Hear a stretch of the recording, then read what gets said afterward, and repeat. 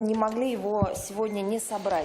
pudimos cancelar esa reunión y la rueda de prensa de hoy será destinada a hablar no tanto de la situación con regulación del conflicto en Siria y no tanto con las acciones que se realizan en la tierra y en el aire para contraponerse al Estado Islámico. Vamos a hablar de otro tema, y ese tema yo la definiría como una campaña antirrusa en los medios de comunicaciones en relación al comienzo de la parte militar de la lucha contra el Estado Islámico tras la petición oficial de Damasco. Después del comienzo de la parte militar de la operación antiterrorista de las fuerzas aéreas rusas en Siria, como ya he dicho, que fue arrancada a petición del gobierno oficial de este país, los medios mundiales de comunicación han comenzado una fuerte campaña de información antirrusa en la que se trata de... Pues se abordaron muchos temas y en general se puede hablar de acciones no claras, supuestamente no claras, de Rusia en Siria. Hemos leído varias acusaciones, por ejemplo, de perseguir nuestros propios objetivos y intereses, solamente intereses rusos en la región, que están encubiertas supuestamente por la lucha contra el Estado Islámico y otros grupos terroristas.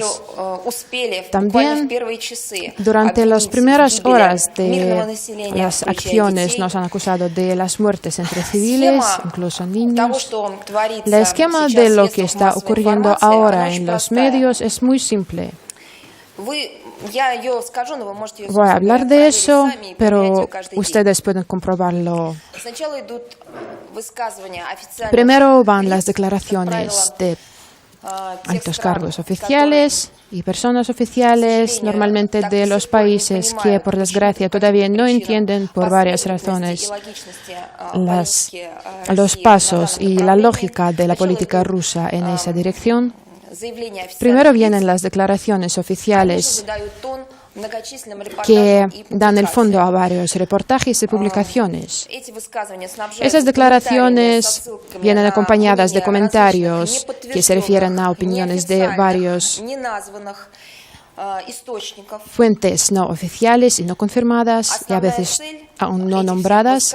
Y el objetivo principal de todas esas declaraciones consiste en que el reto principal de Rusia es destruir la oposición moderada, así se declara en la región, y normalmente todo eso viene acompañado de fotografías que muchas veces son fotografías de archivos o no tienen nada que ver con la situación actual, con esa región, con ese periodo de tiempo.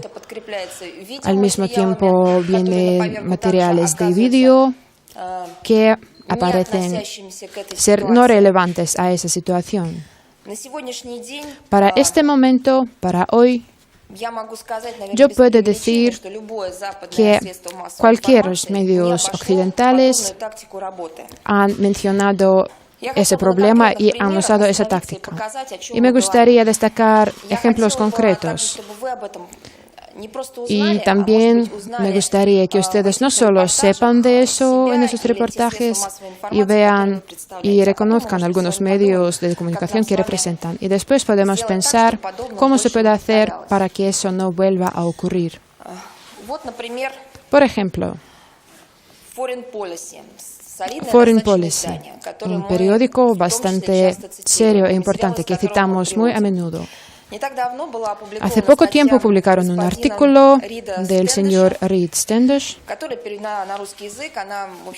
Fue traducida al ruso, fue publicada en el sitio web de ese medio y dice que bajo los ataques aéreos fue la así llamada alianza de grupos militares que se oponen al Estado Islámico, y el autor se refiere a los datos de la organización que se basa en Reino Unido, de Punto Observador de Siria sobre derechos humanos. Una cita.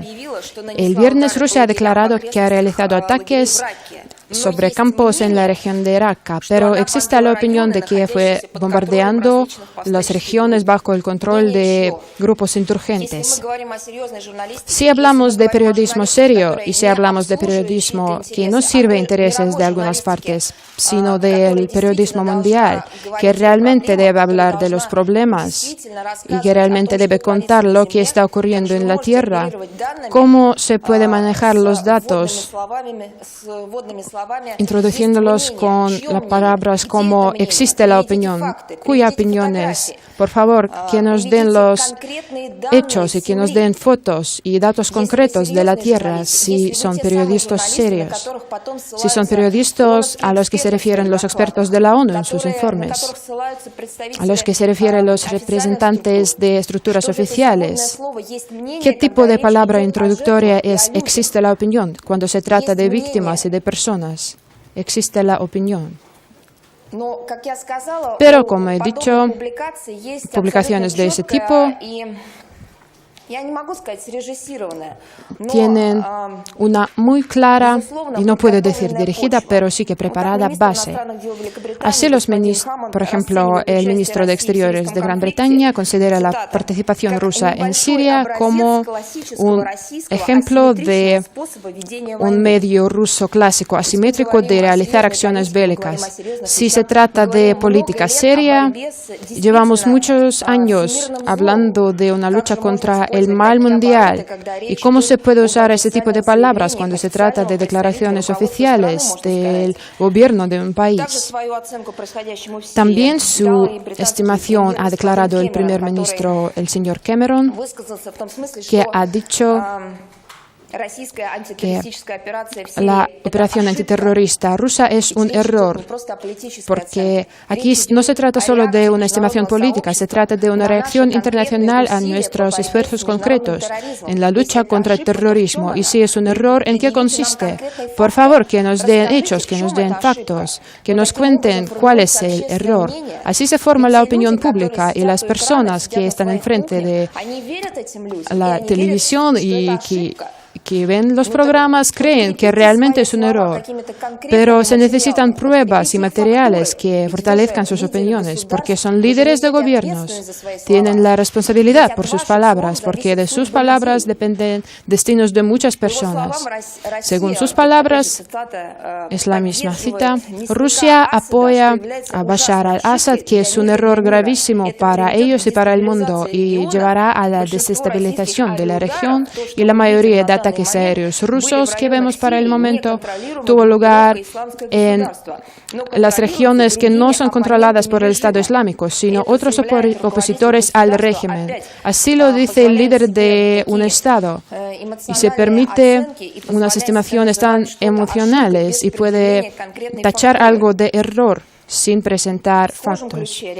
De manera parecida ha reaccionado el ministro de Defensa de Estados Unidos, el señor Carter, uno de los cargos más altos de la entidad norteamericana.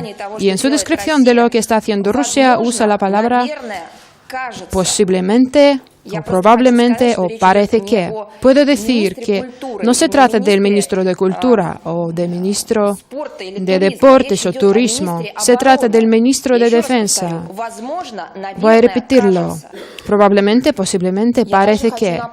Además, me gustaría recordarles que nosotros en los Estados Unidos por fin hemos establecido el canal de comunicación en la línea del Ministerio de Defensa y entidades de defensa de ambos países. Y si esas palabras le parecen objetivas, me refiero a posiblemente, siempre se puede comprobar para presentar opiniones verificadas al público.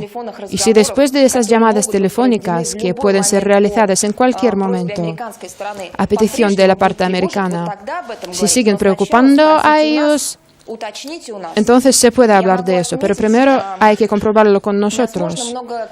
Hay que destacar que podemos ser criticados por no ser bastante transparentes y abiertos durante los últimos años, pero el nivel de apertura que el Ministerio de Defensa se muestra últimamente, en cuanto especialmente al conflicto en Siria, no tiene precedentes. Mira, tenemos ruedas de prensa regulares, respondemos a las preguntas, materiales de foto y de vídeo, lo proporcionamos todo. Eso solo tiene que ver con la esfera pública de trabajo con periodistas. Pero hay que repetir que estamos abiertos a contactos en la línea militar para los expertos de nuestros países y si hay preocupaciones, estamos dispuestos a responder a ellas. Pero ¿para qué venir a las conferencias de prensa y decir palabras como posiblemente o probablemente cuando se puede hacer una llamada a sus colegas rusos y quitarán todas las preocupaciones? Y, naturalmente, después de ese tipo de declaraciones, los medios salen con los siguientes titulares y dicen que los valores claves de Rusia en Siria no son el Estado Islámico. Yo estuve en la delegación rusa en Nueva York y en mi hotel estaba viendo las noticias. El día siguiente, después de la decisión de la Federación Rusa de proporcionar ayuda al gobierno de Siria en la lucha contra el terrorismo, por supuesto, todos los medios, todas las cadenas americanas y de Canadá también salieron con reportajes sobre ese tema. Pero, ¿cuál era la entradilla para todo eso? Siempre aparecían los rótulos o el texto que decía cuáles son los objetivos verdaderos de Rusia en la región. ¿Cuáles son los verdaderos objetivos de Rusia en Siria? Es verdad que Rusia lucha contra el Estado Islámico, pero eso es la formación de la opinión pública. ¿Y dónde está la objetividad? ¿Dónde está la posibilidad? ¿Dónde está el campo para una coordinación y apoyo de que estamos hablando? Eso es un intento de hacer de antemano una conclusión de lo que acaba de comenzar y lo a que estábamos llamando a crear una cooperación y mantener una interacción en ese ámbito. Pero nos dan ese veredicto y dicen que los objetivos de Rusia en Siria no son los de que habla Rusia públicamente. El secretario de prensa de la Casa Blanca acaba de declarar que Estados Unidos sigue convencidos de que aviones militares rusos en Siria, sobre todo, atacan los territorios ocupados por unidades de la oposición siria y no el Estado Islámico. Textualmente, he visto algunos mensajes de que tuvieron lugar al menos un par de ataques en los últimos días contra los territorios que están debajo del control del Estado Islámico, pero todavía no había ninguna señales de que Rusia haya cambiado su estrategia para concentrarse de manera más eficaz contra el Estado Islámico. Se concentran en los territorios tomados por los opositores al régimen de Assad, entre los cuales pueden estar algunos extremistas. Saben, me gustaría recordarles. Sí que no fue hace un año o 2 años, pero sigo pensando que la memoria humana puede mantener los acontecimientos de hace más de 10 años. Voy a hablar de los actos terrorísticos de 11 de septiembre, cuando compartimos el dolor de Estados Unidos, entendiendo lo que es terrorismo. Y cuando Washington ha declarado que es un reto a la seguridad nacional, que es un ataque contra Estados Unidos, apoyamos a ese país. En el Consejo de Seguridad proporcionamos nuestra ayuda en la lucha contra terroristas y no hacíamos preguntas si son terroristas malos o no son completamente malos. Si una persona realiza acción terrorista, si detona casas y mata a sus hijos, es un terrorista. También hay que decir que probablemente el problema consiste en eso, que hasta ese momento la comunidad internacional no ha elaborado un término común que hablaría de lo que es terrorismo. Sí que no existe ese término y en cada país existe su propia legislación nacional que regula esa esfera. Lo entendemos muy bien, pero eso debe ser un impedimento en la lucha contra la amenaza terrorista. terrorista. ¿Impedía eso a nuestro país apoyar a otros en su lucha contra el terrorismo? Para nosotros es una cuestión de seguridad nacional, realmente. Nosotros hemos vivido eso, sabemos qué es eso, y no queremos que vuelva a ocurrir esa historia en nuestro país, que ya hemos vivido. Es demasiado doloroso para nosotros y esperamos recibir el entendimiento. Una cosa más que no se puede omitir. En la confirmación de toda esa concepción común, muchos medios afirman que Rusia está bombardeando objetivos cerca de las ciudades de Hama, Homs, Rastan, Idlib y otros, donde, como dicen los periodistas, tanto como los oficiales, los terroristas, hasta no aparecieron. Y los ataques están destinados contra los civiles y oposición moderada. Por ejemplo, BBC, citando a AFP, publica un esquema de la geografía de ataques rusos en el territorio sirio. ¿Entienden? De nuevo, no se puede que una memoria sea tan corta. Hace muy poco tiempo, antes del comienzo de bombardeos rusos contra el Estado Islámico, los mismos medios decían que en esas regiones existían posiciones del Estado Islámico. Por ejemplo, en agosto se cubría un ataque de los militantes del Estado Islámico contra los cristianos en la provincia de Homs. ¿Hay muchas provincias de Homs en Siria o es una hipocresía? Si por un lado se dice que los militantes atacan a los cristianos y dentro de un mes y medio dicen que en esa región no hay unidades del Estado Islámico. Entonces, ¿a quién está bombardeando Rusia? Bueno, seguimos. Hay que decir más. A pesar de otras cosas, esa información de la toma de 200 cristianos, esa información fue apoyada por el Departamento de Estado de los Estados Unidos. Fue notada por nuestros colegas americanos y lo criticaron y condenaron. Condenaron esa práctica de mantener presos. Pero ¿quién lo está haciendo? ¿No son terroristas o son terroristas buenos que eran buenos en agosto y ahora se habrán convertido en muy buenos? Es una lógica errónea. Otra cosa. Hace una semana, medios occidentales estaban describiendo la ejecución de los militantes del Estado Islámico de 7 hombres por su orientación sexual. Y después nos preguntan a quién estamos bombardeando. El 29 de julio los americanos realizaron un ataque aéreo en Idlib contra el Estado Islámico, que fue declarado en el informe sobre las acciones de la coalición contra el Estado Islámico en el territorio de Siria e Irak. Y después nos preguntan a quién estamos bombardeando. Y, por supuesto, otro caso es el uso de fotos y vídeos en los medios y, por desgracia, también por las estructuras oficiales. Por ejemplo, durante el primer día, la primera jornada, ha salido la información de que tras la explosión de la bomba rusa murió un líder de la oposición moderada. Aquí está una cita. Bueno, entienden, cuando un periodista está preparando ese material, no importa de dónde obtenga la información, pero con los medios modernos y con su desarrollo, dentro de 5 minutos se puede comprobar lo que se ha dicho anteriormente sobre ese mismo tema. Y anteriormente los medios decían que esa persona fue tomada como preso por el Estado Islámico en enero de 2014. Y otros medios informaban de que en verano de 2015 ya había muerto.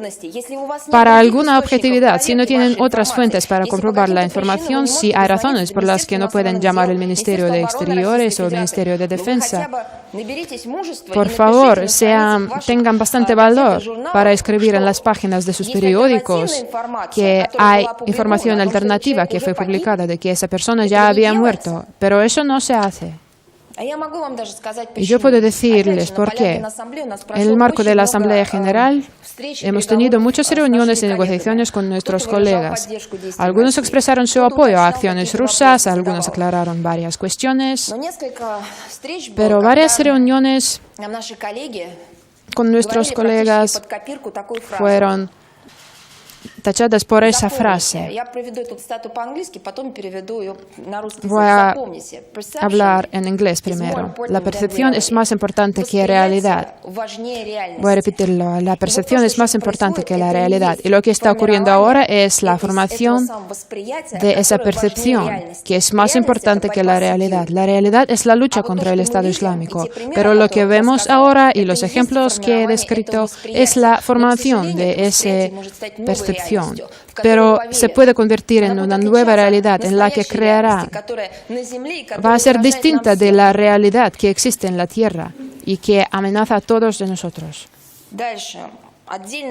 Luego, otro tema, las acusaciones de las fuerzas aéreas rusas de las muertes de los civiles y los niños. Estas fotografías que ven, que fueron tomadas unos días antes del comienzo de la operación rusa en Siria. Esas fotos y otras, entre ellas hay fotografías de ciudades bombardeadas. Y no se da la información de qué ciudad se trata y cuándo fueron tomadas las fotografías. Solo se dice que Rusia ha realizado ataques aéreos y las personas se van asustados. Un niño está trayendo pan a una familia que se está escondiendo de bombardeos rusos, pero eso es una clara propaganda. Si muestran a un niño que está trayendo pan a una familia que se esconde de bombardeos rusos, ¿por qué no enseñan a los niños cuyos padres fueron ejecutados por el Estado Islámico, contra los cuales ahora están luchando nuestros militares? Hay que dejar de ser propagandistas y dirigidos si se trata de periodismo serio, porque ustedes forman la nueva realidad, convierten la percepción en la realidad.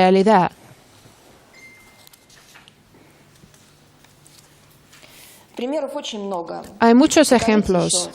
Por favor, enseñen más. Ese tipo de titulares y ese tipo de contenido tenían muchos medios de información. Me gustaría recordarles de nuevo que informes que salen casi cada hora de lo que están haciendo las tropas rusas, los militares rusos y las fuerzas aéreas rusas en Siria se publican en la página web del Ministerio de Defensa. Está abierto a todas las preguntas y contesta a todas las preguntas que vienen. Y lo mismo se refiere al Ministerio de Exteriores. Y no pienso que hace falta aquí presentar los datos y recordarles los enlaces con los que pueden acceder a los sitios web, ya lo saben, pero lo único que podría pedirles es usar esa información. No digo que tienen que aceptarla o estar de acuerdo con ella, pero para una fuente alternativa de información debe ser usada.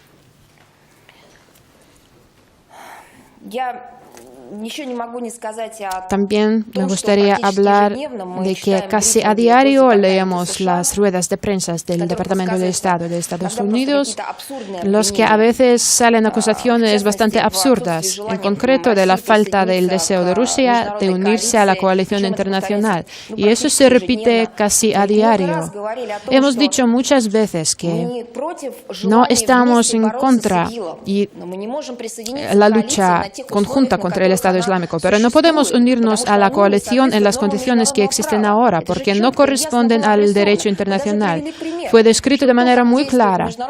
Hemos proporcionado ejemplos de que las acciones de la coalición en Irak son legítimas, porque eso ocurre tras la aprobación de Bagdad. Y si la coalición toma pasos semejantes en relación a Siria, también será legítimo. Y no tendremos base para dejar de ver la legitimidad de las acciones de la coalición internacional. Pero nuestros argumentos no se oyen y todos los días se repite que nosotros nos negamos de hacer algo. Nos negamos a hacer la única cosa de participar en acciones ilegítimas. Tomamos esa posición hace más de 10 años, cuando se trataba de la campaña en Irak. Y teníamos la razón entonces. tenemos la misma postura aquí. No participaremos en lo que no es legítimo. Y como no hay una decisión del Consejo de Seguridad y tampoco hay la aprobación de la capital, no podemos participar en eso. ¿Y para qué repetirlo todo el tiempo? Eso significa que de nuevo se forma cierta percepción de la población de los países donde los oficiales siempre dicen eso. Hoy he dado una entrevista a una cadena occidental y ellos dijeron, ¿cómo es? Rusia manda sus aviones ahí y no tiene miedo de cierta descoordinación, de que los aviones de la coalición puedan tener algunos incidentes con los aviones rusos. Sienten su responsabilidad. No solo la sentimos. Hace 2 meses más o menos, Rusia propuso una solución de 2 vías de resolver el problema sirio. Lo primero sería unir todos los esfuerzos de los que luchan contra el Estado Islámico, tanto en la tierra como en el aire, la coordinación de esfuerzos de todos los que luchan contra el Estado Islámico, intercambio de información y datos de reconocimiento. Y lo segundo sería la regulación política a base del Comunicado de Ginebra. Lo hacemos entendiendo la responsabilidad y que pueden ocurrir incidentes. Y la única receta contra eso puede ser una coordinación de esfuerzos. Hicimos esa propuesta. No fue hecha a escondidas, fue hecha públicamente incluso. No solo públicamente, lo hicimos en la mesa de negociaciones, en los canales diplomáticos, pero llamamos atención a eso públicamente, hablamos de eso. ¿Y cómo ahora se puede decir que estamos provocando incidentes? Otra cosa. Me lo han dicho los periodistas británicos. Y yo respondí, saben que su país ha dejado cualquier tipo de contactos por la línea militar con nuestro país. ¿Cuál es la falta de responsabilidad de Rusia? Estamos abiertos a mantener contactos y responder a cualquier preguntas en canales diplomáticos y militares. Hay que hacer la llamada telefónica, hay que aclarar cosas, hay que hacer unas propuestas. ¿Por qué no nos propongan su forma de intercambio de información? La única cuestión es que hay que coordinar los esfuerzos, pero no puede, por un lado, negar cualquier tipo de contactos y al mismo tiempo nos acusan de no coordinar los esfuerzos. En concreto, el representante del Departamento de Estado, el señor Toner, ha declarado que el gobierno de Estados Unidos considera el formato de operación rusa en Siria completamente erróneo. Es muy extraño porque acabamos de tener contactos a nivel más alto y nuestros líderes se han reunido. Muchas veces se han reunido en el marco de la Asamblea General. Además, se reunieron los líderes de ministerios de Exteriores y siempre escuchamos que nuestras acciones son erróneas. Pero ¿por qué no propongan sus opciones? Nosotros lo hacemos y siempre llamamos a coordinar los esfuerzos.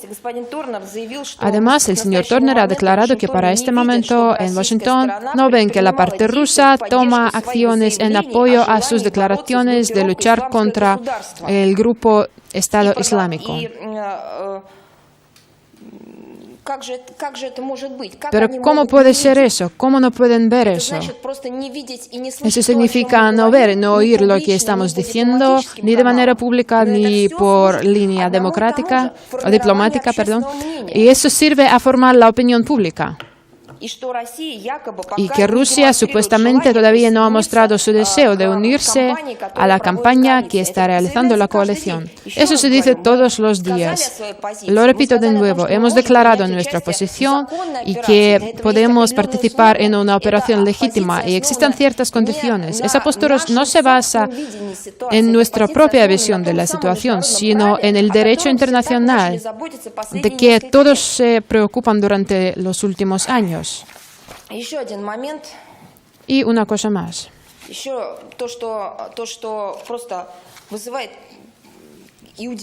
Lo que nos asombra y no entendemos esos reproches dirigidos a nosotros sobre la falta de deseo de compartir la información. Lo repito de nuevo.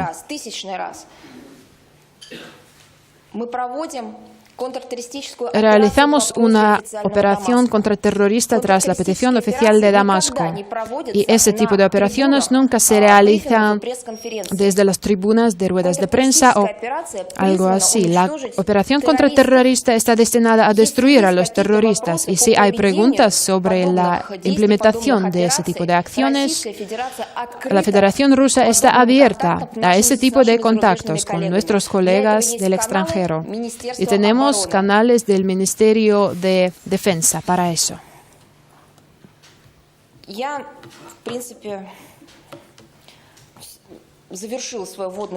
Bueno, es todo por mi parte y estoy dispuesta a contestar a todas sus preguntas si hay.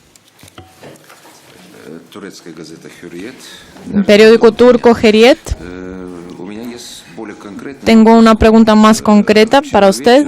Anoche, Turquía y el Ministerio de Asuntos Exteriores habló de la violación de su espacio aéreo por los aviones rusos por segunda vez. Esta vez fue MiG-29, que apareció el domingo pasado, si no me equivoco, en el territorio turco. ¿Qué puede decir al respecto? La declaración fue publicada por la línea del Ministerio de Defensa y yo sé que nuestros colegas están dispuestos a contestar las preguntas concretas si la declaración que hicieron, en su opinión, no es bastante. Pero el Ministerio de Defensa ha dado un comentario completo sobre ese asunto y nosotros hemos confirmado que el embajador de Rusia fue llamado en Turquía. Es nuestra competencia, hablamos de eso y el comentario completo fue dado por el Ministerio de Defensa. Y como yo lo he visto, esa declaración... Un momento, voy a citarlo.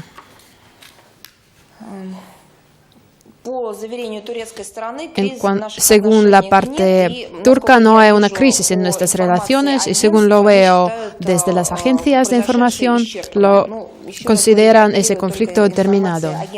Yo estoy usando en este momento la información de agencias.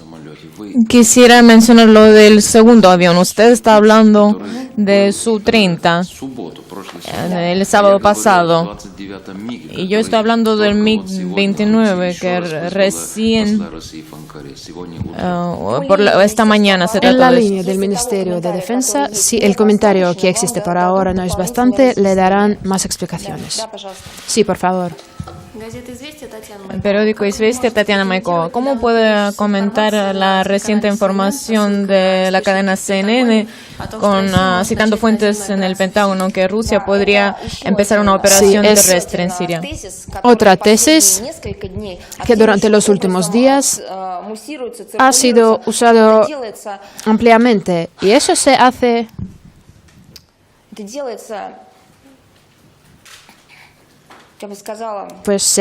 yo diría, no es una cosa digna de hacer, porque siempre se hacen paralelos con la campaña en Afganistán y todos saben muy bien que es una página muy grave y muy complicada en nuestra historia y todos saben que no se puede regresar a eso nunca. Y ese tipo de declaraciones sale en el fondo de un olvido completo y falta de aceptación de cualquier tipo de citas de las declaraciones hechas por el gobierno ruso, declaraciones del presidente, ministro de Defensa, de Exteriores. Hoy he visto las declaraciones de Valentina Matvienko de que no se trata de ninguna operación terrestre y no se puede hablar de eso en Siria. Pero todo eso se ignora y todas las veces las fuentes no nombradas en Pentágono comentan los intentos de Rusia. Pues si existe una opinión en Pentágono, ¿por qué no salgan y lo digan de manera pública? Y otra cosa es que pueden llamar al Ministerio de Defensa y se lo contarán todo. Y tercero, si se trata de medios serios y no hemos perdido la esperanza de ver en, por ejemplo, CNN, cosas serias y considerarlo como un medio serio, si se trata de fuentes de Pentágono, ¿por qué no usen las citas del gobierno ruso que ha dicho que no se trata de ninguna operación terrestre? La televisión de Dagestán. Encontré el periódico Moscow Times en Moscú, donde se habla que la propaganda rusa podría vender a Siria. ¿Cómo podría comentar esto? ¿Qué es lo que hay que comentar? ¿Cuál es la pregunta concreta? A lo mejor por eso está diciendo que Occidente critica a Rusia, porque Rusia no puede formular su postura. Me alegro de que usted en Moscú ha encontrado un punto de vista alternativo. Por favor, a usted es de Estonia, ¿no? Y cuando se dice que en Moscú no existen otros puntos de vista, ¿por qué que les enseñe ese periódico para mostrarles que en la prensa rusa se presentan todos los puntos de vista? Gracias. Interfax. Ayer el representante de Ucrania en un subgrupo político dijo que mañana está estipulado una conversación telefónica de los jefes de los 4 de Normandía. ¿Y participará Lavrov en esto? No tengo esa información, no puedo confirmar que ese tipo de conversación telefónica tendrá lugar y si se planea les informaremos de eso, pero para ese momento no puedo confirmarlo.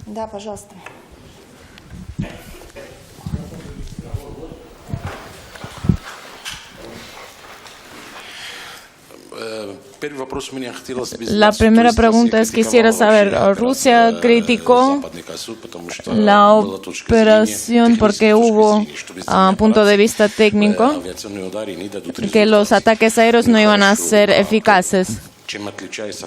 ¿En qué se difiere lo de Occidente de Rusia? Quisiera saber. Gracias. Y lo segundo, Sergei Lavrov habló de que los ataques rusos están en contra del Estado Islámico y Al-Nusra y otros grupos terroristas, ya que se trata de una operación bélica. Existe una lista concreta de estos grupos en Siria, según las estimaciones de Rusia, que son terroristas. Gracias. Pues comencemos con la primera pregunta. Estoy muy agradecida realmente por esa pregunta. ¿En qué se diferencian la campaña y la operación de las fuerzas aéreas rusas y la campaña de la coalición? En cuanto a la eficacia, creo que los expertos militares deberían hablar de eso, pero por otro lado hemos dicho que a lo largo de año de las acciones activas de esa coalición, que el Estado Islámico no se ha disminuido en el territorio, pero el número de crímenes se ha incrementado, tanto como su escala. La diferencia principal es muy simple. Usted ha dicho correctamente que como los ataques aéreos no son eficaces, ¿para qué Rusia va ahí? Pero estamos cansados de reiterarlo de nuevo, pero quizá usamos manera errónea de hablarlo. Hemos dicho que nosotros nos dirigimos ahí primero tras la petición del gobierno sirio y lo más importante es que coordinamos nuestras acciones con el ejército sirio que está luchando contra el Estado Islámico en el terreno. Es el punto clave. Y decimos que las acciones de la coalición no son eficaces por eso, porque no se puede luchar contra el Estado Islámico desde el aire, solo se puede luchar uniendo fuerzas con los que están luchando en la tierra. Y en Siria es sin duda el ejército sirio.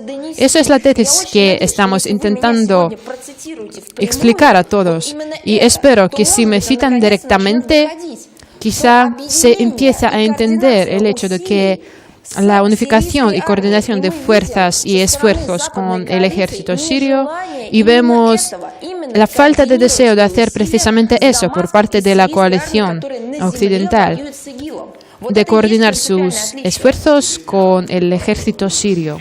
El ejército sirio ya lleva 2 años luchando. Ha formulado su pregunta en cuanto a los ataques aéreos. Ahora serán fortalecidos con ataques aéreos desde el aire. Es lo que estábamos diciendo. Si es una cuestión de objetivos propios o opinión de sí mismo, hay que pasar sobre eso, pero ya ha llegado el mal. Ya es la hora de entender que hay que actuar. Hemos hablado de eso muchas veces, que unan sus fuerzas con el ejército sirio y habrá resultado, pero no lo estaban haciendo, por eso tuvimos que ir ahí. Los terroristas, en cuanto a ellos, lo he dicho, pero estoy dispuesta a repetirlo. La lista de los grupos. Usted es un representante de Al-Arabia, ¿no? Es una persona que procede de la región y debe entender muy bien que el problema consiste en qué. Pues los grupos son muy móviles. Sin duda, hay monstruos como el Estado Islámico y An-Nusra. Son grupos grandísimos, pero también hay grupos más pequeños.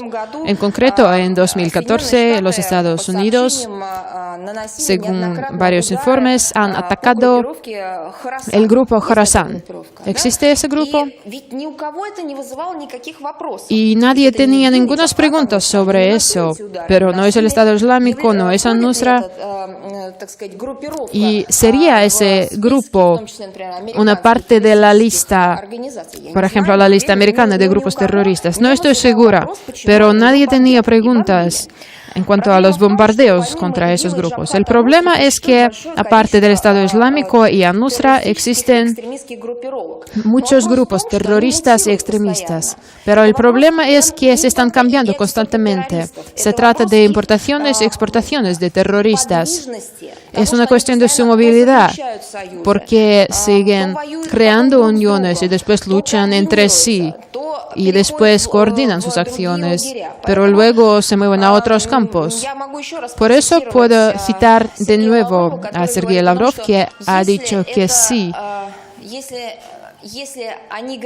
Ellos hablan como terroristas, si luchan como terroristas y se actúan como terroristas, entonces son terroristas. Es una cuestión muy clara. Anastasia Novak, agencia. Quisiera saber más sobre Turquía, según la información del Ministerio. ¿Cuál es la postura de Turquía en el conflicto sirio y cuáles son sus intereses aquí en ese apoyo? Tendré que cortarle. Creo que de la oposición turca debe hablar Turquía. Solo tengo 5 minutos más, por favor. La agencia de información china, Xinhua. Ahora las fuerzas rusas están colaborando con Siria, pero se considera que solo con las fuerzas aéreas no se puede triunfar. ¿Van a utilizar otras fuerzas en el futuro? Y la segunda pregunta, desde el punto de vista ruso, si hay deseos de llamar a la lucha contra el Estado Islámico más países, incluyendo China. En cuanto a cuántos países deben participar en la lucha contra el Estado Islámico, creo que es una cuestión en cada país en concreto. Si está dispuesta, si es capaz, si siente el potencial y las capacidades de participar en esa lucha. Hay que acordarse solo de una cosa, no es un problema de una región única, no solo de Oriente Medio, no solo de Europa y no de Estados Unidos, es un problema común. Y si hay capacidades y recursos para realizar esa lucha, creo que aquí no debe haber ningunos impedimentos. Lo principal es coordinación e interacción. En cuanto a la primera pregunta, en cuanto a las operaciones terrestres, hemos hablado de eso en detalle. Puedo citar de nuevo a usted, el presidente ruso, el ministro de Defensa y otros altos cargos, tanto como el jefe del Consejo de la Federación Rusa, que han declarado que no se estudia la posibilidad de realizar ese tipo de acciones. La cadena Live News. Hace poco en Noruega salió una telenovela sobre Rusia, cómo ocupa los yacimientos de petróleo de Noruega. ¿Cómo se puede evaluar esto? Me gustaría no evaluar nada. Creo que el cine es para los que quieren verlo y si hay otra base para eso, es una cosa muy triste, pero no estoy interesada en eso.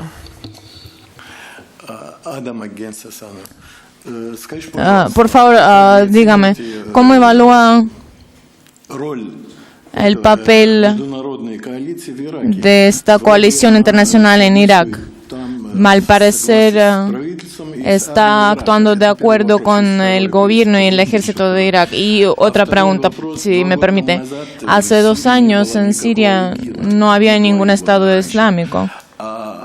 Y antes de eso, resulta que esta así llamada oposición moderada secuestró al metropolita, al soldado sirio y ocupó muchas ciudades y hizo mucho daño al pueblo sirio. Se trata de eso, por eso es moderada. Respecto a esa oposición moderada de la que usted está hablando y algunas unidades que supuestamente también luchan contra el Estado Islámico en el terreno, como nos dicen nuestros socios americanos, hay que llamar su atención al comentario del ministro de Exteriores, Sergei Lavrov, que hizo ayer en una rueda de prensa, de que nosotros planteamos esa pregunta a nuestros socios norteamericanos cuando nos recomiendan coordinar las acciones con cualquier tipo de ejército libre sirio o algo así. ¿Dónde están esas personas? ¿Quiénes son? ¿Cuáles son sus nombres? Y todavía no hemos recibido ninguna respuesta de Washington a ese respecto. También ha preguntado sobre Irak. Y yo creo que solo puedo hablar de nuestras declaraciones previas de que mayor coordinación conllevará mayor eficacia de las acciones contra el Estado Islámico y negarse a cooperar con los que están dispuestos y son capaces de hacer su contribución a la lucha contra el Estado Islámico por ideas políticas o coyuntura política. Eso no tiene sentido y además es peligroso. Eso se refiere a los expertos militares. Por favor.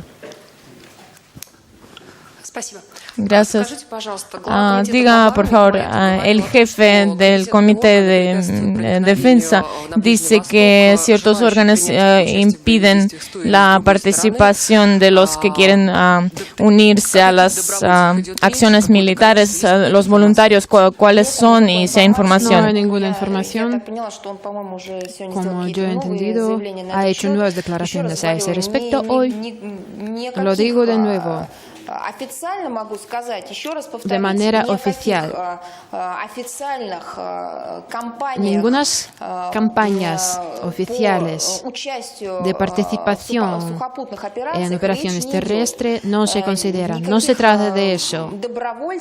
Ningunos voluntarios, nadie está reclutado de manera oficial o nada así. Creo que es algún tipo de malentendimiento o mala expresión. Entienden que tenemos muchos actores políticos o diputados que tienen sus opiniones, que tienen el derecho y deben expresar sus opiniones. Pero nosotros comentamos nuestra postura oficial y es muy clara. Ningunas operaciones terrestres, ningunas tropas en el terreno no existen ahora en Siria y no pueden llegar ahí. El gobierno ruso lo ha declarado. En cuanto a los voluntarios, es la violación de la legislación rusa si una persona va a luchar de parte de Assad, si esto viola o no. Y lo segundo, usted habló bastante sobre el hecho de que Rusia no va a repetir la experiencia de Afganistán. ¿Qué es lo que le dice esto, le convence? Las declaraciones muy claras que he citado muchas veces hoy. En cuanto a la legislación rusa, estoy dispuesta a proporcionarles enlaces para no hacer ninguna citaciones malas sobre la posibilidad de la participación de voluntarios. Hoy lo haremos al final del día. Una más, por favor. Agencia France Press.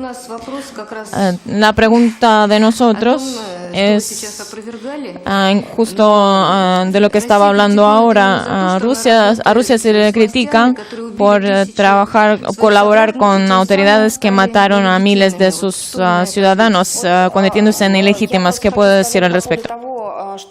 Me gustaría hablar del hecho de que el gobierno se ha convertido en ilegítimo. ¿Podría enseñarme algún tipo de documento internacional que habla de la ilegitimidad de ese gobierno? Citarlo o nombrarlo. ¿Cuál es la decisión internacional de un órgano internacional que ha dicho que son gobiernos ilegítimos? Yo creo, como yo entiendo, no existe ese tipo de documento. Y además entendemos claramente y hemos escuchado que varios líderes mundiales de varios niveles han hablado de la ilegitimidad de ese gobierno, de ese poder, basando sus opiniones en lo que usted ha mencionado. No es la cuestión de que nosotros hablemos de que es el mejor gobierno del mundo, que son gente perfecta. Vemos muy bien que el régimen ha cometido errores y vemos en qué consisten. Y de manera regular hemos declarado nuestras estimaciones. No son estimaciones de los últimos años, son de hace 4 años. Y además valoramos de manera muy sana y objetiva lo que está ocurriendo ahí. La cuestión es a qué llevará un cambio de régimen forzado del que están hablando muchos líderes occidentales que han firmado y dejado pasar el comunicado de Ginebra. Y en ese comunicado del 30 de junio de 2012 se dice claramente que cualquier tipo de cambio político en Siria debe ocurrir por medio de un consenso nacional y solo el pueblo sirio debe decidir su propio destino. Por eso todas las declaraciones de que hay que ir y bombardear el régimen y cambiarlo, todo eso contradice el comunicado de Ginebra, que fue aprobado por los miembros del Consejo de Seguridad. El problema principal es que, ¿qué pasará si ese escenario se realiza? Hemos visto ese tipo de escenario en Libia. Lo hemos visto como primero el carácter de Gaddafi fue demonizado y después cuando fue destituido lo vimos todo y además vimos lo que ocurrió tras esos acontecimientos. Y si volvimos al pasado y si ahora, incluso todos de ustedes y los medios de comunicaciones, si a ustedes les preguntan cuál escenario les gustaría usar, ¿qué manera de solucionar eso preferirían? ¿Destituir a un líder que no era un ángel o mantener el país y el pueblo y no dejar una conversión muy negativa de ese país? Yo estoy segura de que todos de ustedes votarían por un escenario más favorable, el segundo escenario. Nosotros decimos que lo más importante es tratar el problema del Estado Islámico y al mismo tiempo lanzar el proceso político, como si esa segunda vía no existiera, pero llamamos a eso, como si Rusia no fuera uno de los fundadores del Comunicado de Ginebra, como Rusia no estuviera trabajando con Damasco y no estimulara los cambios políticos y la transición política, como Rusia no proporcionara Moscú como una plataforma para realizar negociaciones contra la oposición y a los representantes oficiales de Damasco. Todo eso existe porque entendemos muy bien que es una cuestión conjunta, pero si nos empujan hacia el escenario libio, no vamos a participar en eso, porque Siria va a detonar de manera mucho más grave que Libia. Muchas gracias, tengo que irme.